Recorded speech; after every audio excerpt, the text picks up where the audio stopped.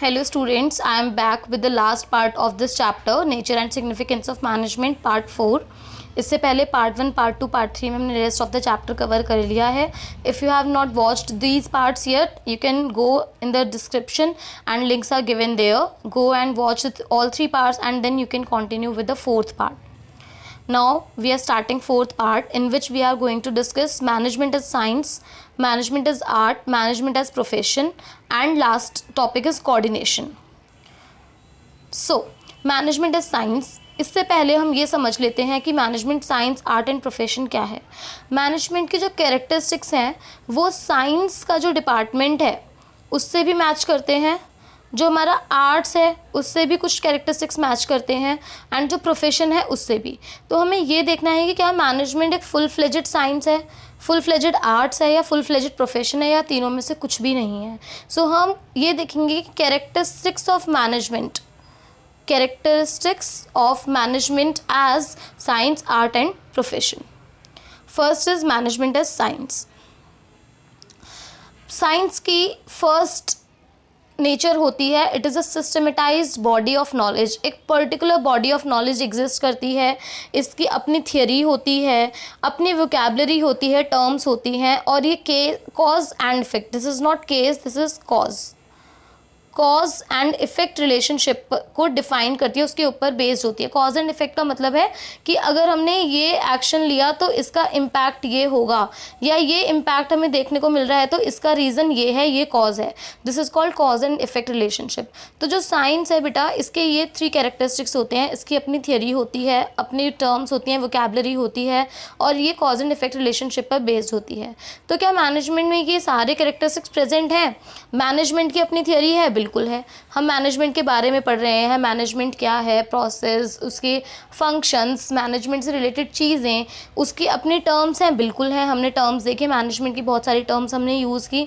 और management cause and effect relationship को भी डिफाइन करता है कि बिजनेस में ये इम्पैक्ट आ रहा है तो इसका रीज़न ये चीज़ हो सकती है, अगर ये एक्शन हम लेंगे तो इसका इफेक्ट ये आ सकता है, ये भी डिफाइन करता है. तो यस, मैनेजमेंट में ये कैरेक्टरिस्टिक्स पूरी तरह से प्रेजेंट है.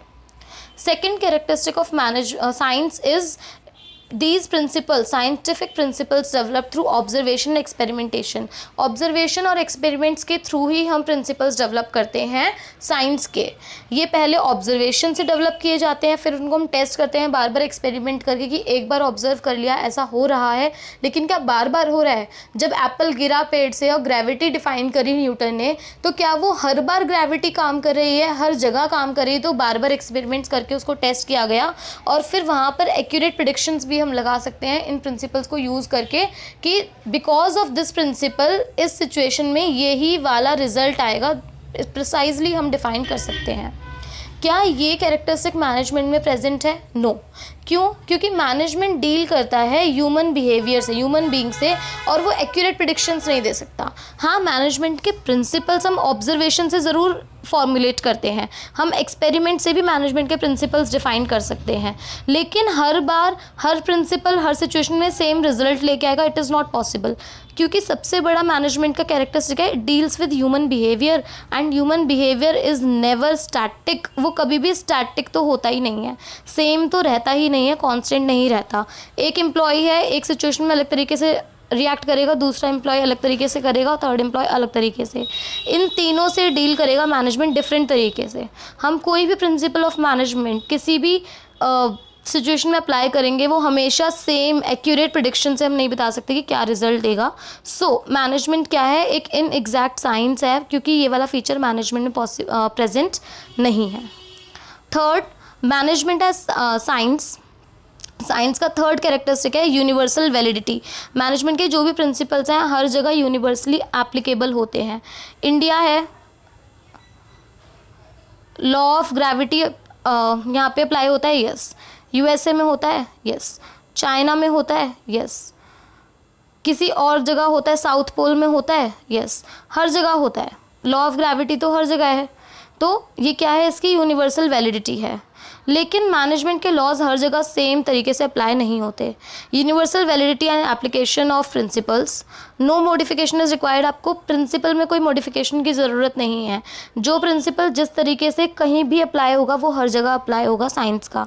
एग्जैक्ट एंड एक्यूरेट रिजल्ट देते हैं ये हमें प्रिंसिपल्स। लेकिन मैनेजमेंट में ऐसा नहीं होता। मैनेजमेंट में अगर आपने जो 2001 में एक सिचुएशन आई थी और वो अगर 2010 में रिपीट हो रही है सिचुएशन, फिर 2020 में भी वो सिचुएशन हर 10 साल पे रिपीट हो रही है, तो आप सेम प्रिंसिपल अप्लाई नहीं कर सकते। आपको प्रिंसिपल्स को या जो भी आप थियरी अप्लाई कर रहे हो, जो भी आप सॉल्यूशन अप्लाई कर रहे हो, वो हो सकता है सेम हो बट उसमें थोड़ी सी आपको मॉडिफिकेशन की ज़रूरत पड़ेगी, क्योंकि हमारा जो मैनेजमेंट जिस एनवायरनमेंट में काम कर रहा है it is very dynamic in nature, तो इस वजह से वो सेम रिजल्ट हर बार नहीं देगा। सो मैनेजमेंट में ये वाला कैरेक्टरिस्टिक भी प्रेजेंट नहीं है। Principles of management have to be modified according to the situation.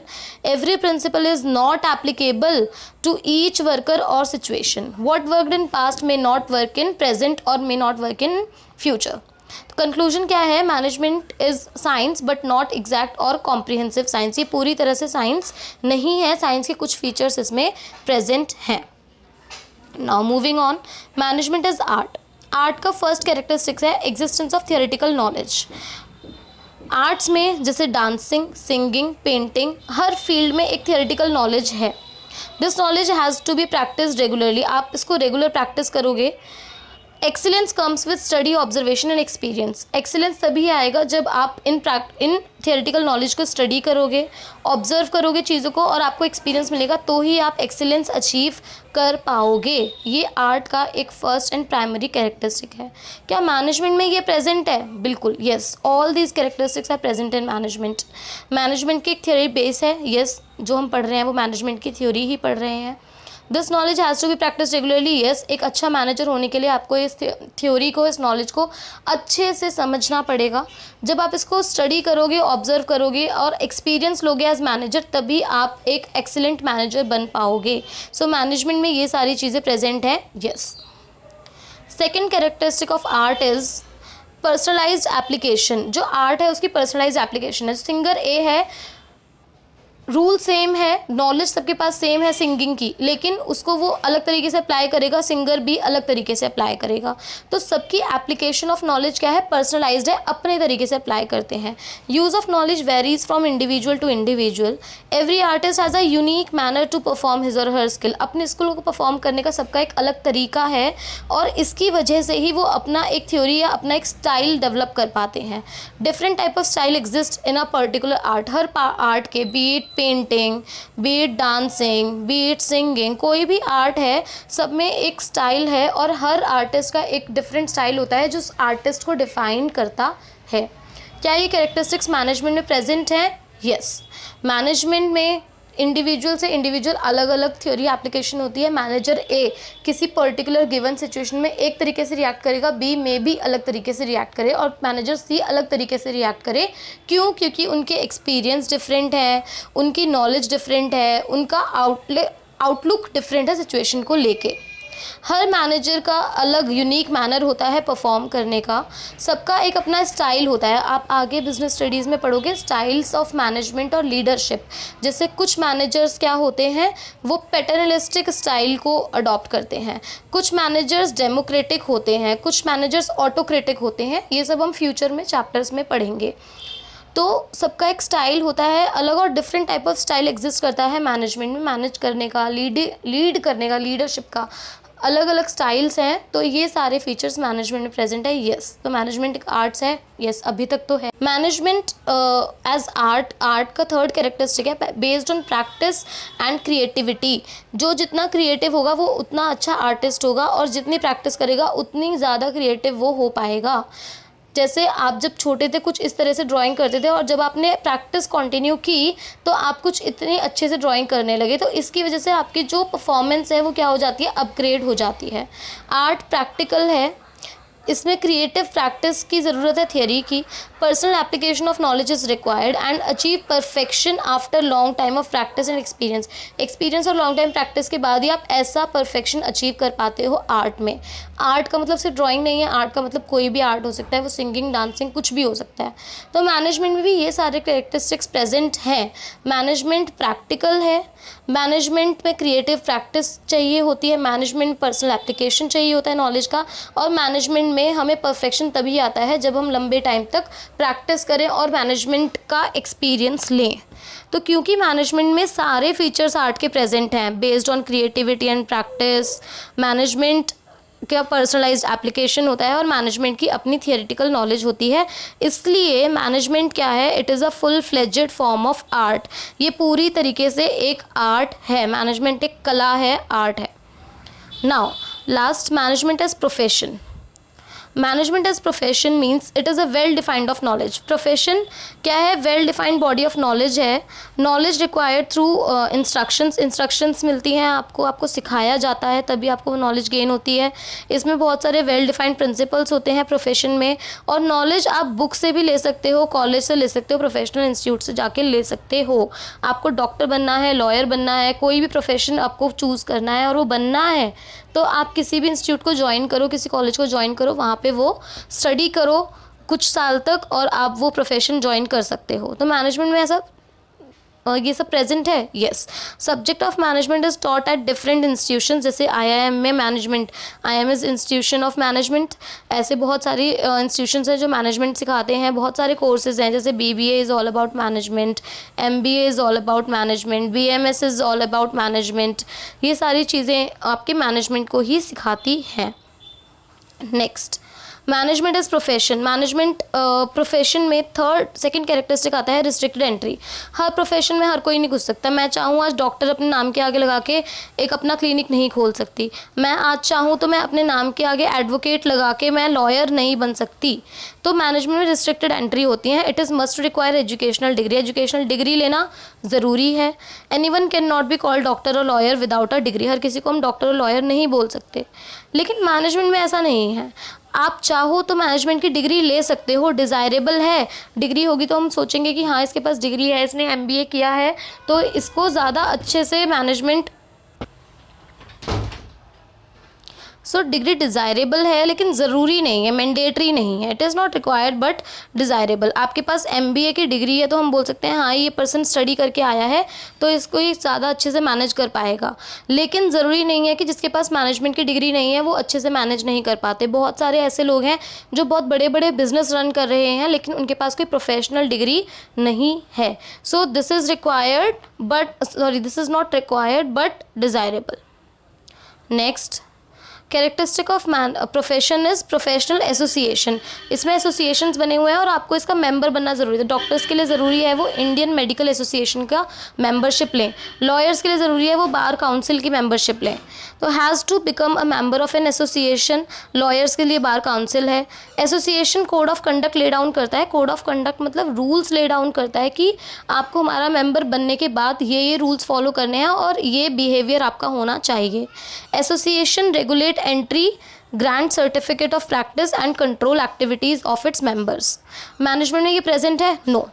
Management में कोई कंपल्जन नहीं है कि आप एक पर्टिकुलर एसोसिएशन के मेंबर बनो, बट हाँ मैनेजमेंट के लिए managers, association of managers exist करते हैं, ऑल इंडिया एसोसिएशन मैनेजमेंट। ठीक है, तो क्योंकि ये भी यहाँ पर प्रेजेंट नहीं है तो इसलिए मैनेजमेंट एक प्रोफेशन नहीं कहलाया जा सकता।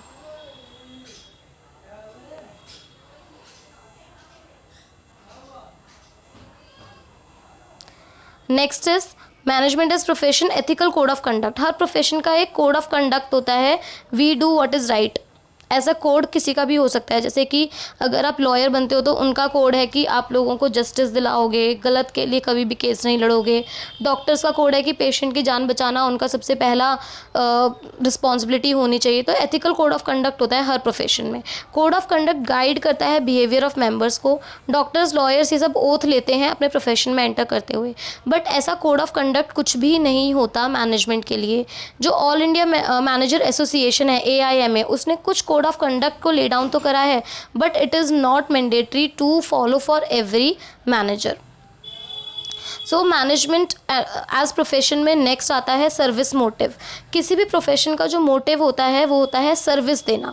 Motive of professionals is to serve clients, dedicated and committed services वो देते हैं। लॉयर्स जैसे जस्टिस प्रोवाइड करते हैं, डॉक्टर्स कुछ सर्विसेज प्रोवाइड करते हैं, बट मैनेजमेंट में ऐसा नहीं है। Basic purpose of management to achieve goals. कौन से गोल्स? Organizational goals.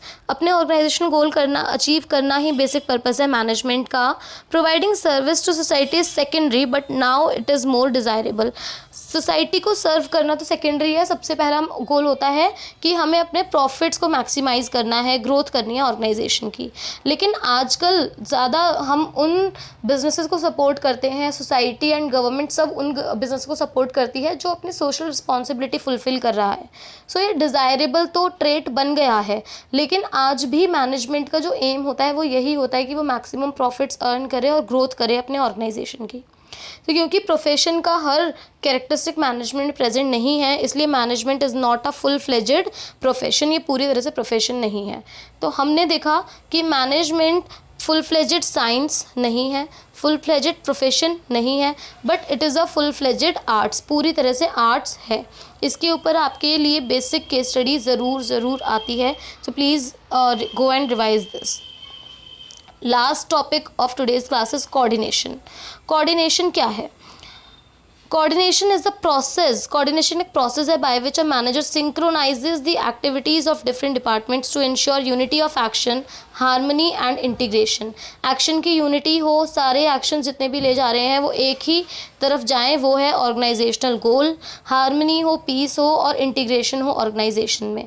तो कोऑर्डिनेशन कैसे काम करता है? Coordination is like a thread. जैसे ये थ्रेड है और इसमें बीड्स हैं, ये बीड्स डिफरेंट डिपार्टमेंट्स हैं, ये बीड्स डिफरेंट एक्शंस हैं, ये बीड्स डिफरेंट मेंबर्स हैं। ये बीड्स इनको किसको रिप्रेजेंट कर रही हैं? डिफरेंट मेंबर्स को, डिपार्टमेंट्स को, एक्शंस को। और कोऑर्डिनेशन एक थ्रेड की तरह इन सबको साथ लेके चलता है। कोऑर्डिनेशन क्या करता है? जहाँ पे कॉन्फ्लिक्ट हैं उनको हटाता है और हार्मनी, इंटीग्रेशन इंश्योर करता है ऑर्गेनाइजेशन में। कोऑर्डिनेशन के कुछ कैरेक्टरिस्टिक्स क्या हैं? Important to integrate individual efforts. It is very important कि सबके इंडिविजुअल एफर्ट्स जितने भी हैं ऑर्गेनाइजेशन में, सबको इंटीग्रेट किया जाए, सबको सम टोटल किया जाए और वो ऑर्गेनाइजेशनल गोल को अचीव करने में हेल्प करे। Lack of coordination will create chaos and confusion. Coordination is required because departments are interdependent. हर department, be it production department, be it sales department, be it marketing department, be it finance department, सब एक दूसरे के ऊपर क्या है? Interdependent है। Isolation में कोई भी काम नहीं करता। क्योंकि इंटरडिपेंडेंट है, साथ में काम करते हैं, तो कॉन्फ्लिक्ट्स होने के भी चांसेस होते हैं, इसलिए कोऑर्डिनेशन बहुत ज़रूरी है। Harmony is required for smooth functioning of organization. Coordination is the common thread that runs through all activities. Ensure orderly management of individual and group efforts. It ensures that planned objective, not planned, it is planned objective are achieved with the minimum conflict. सब बहुत कम conflict हो, बहुत कम wastage हो, बहुत कम inputs का use हो और हम ऑब्जेक्टिव्स को अचीव कर लें। Coordination is the essence of management. इसके ऊपर एज इट इज़ क्वेश्चन आ जाता है, do you agree with this statement that coordination is the essence of management? वहाँ पे आपको इंपॉर्टेंस ही लिखनी है कोऑर्डिनेशन की। Coordination is implicit and inherent. Each manager function aim towards coordination. Coordination begins at the planning stage itself. Starting में जब planning होती है तभी कोऑर्डिनेशन स्टार्ट हो जाता है। आप एक्टिविटीज़ को ही ऐसे प्लान करो कि सारी एक्टिविटीज़ हर डिपार्टमेंट की कोऑर्डिनेटेड हो दूसरे डिपार्टमेंट्स के साथ। Coordination is like a thread in a garland. एक माला में थ्रेड का काम करती है coordination. Coordination is not a separate function. ये कोई सेपरेट फंक्शन नहीं है कि इसके लिए हम एक कोऑर्डिनेशन मैनेजर बना दें।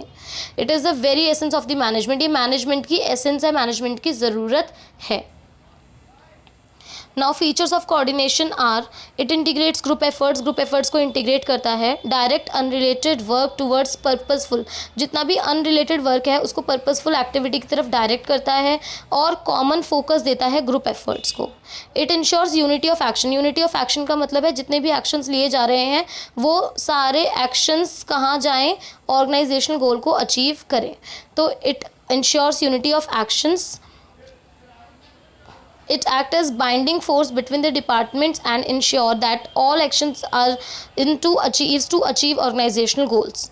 It is a continuous process. ये कोई वन टाइम फंक्शन नहीं है, आज कोऑर्डिनेट कर लिया और कल लड़ाई कर ली, कल कॉन्फ्लिक्ट्स हो गए. ये प्लानिंग में ही स्टार्ट हो जाता है और कंट्रोलिंग तक कंटिन्यू रहता है. It is a pervasive function. Pervasive means it exist in all type of organization and at all departments at all levels. Responsibility of all manager. Coordination हर मैनेजर की रिस्पॉन्सिबिलिटी है. सबको एक दूसरे के साथ कोऑर्डिनेट करके चलना पड़ेगा, तभी कोऑर्डिनेशन हो पाएगा.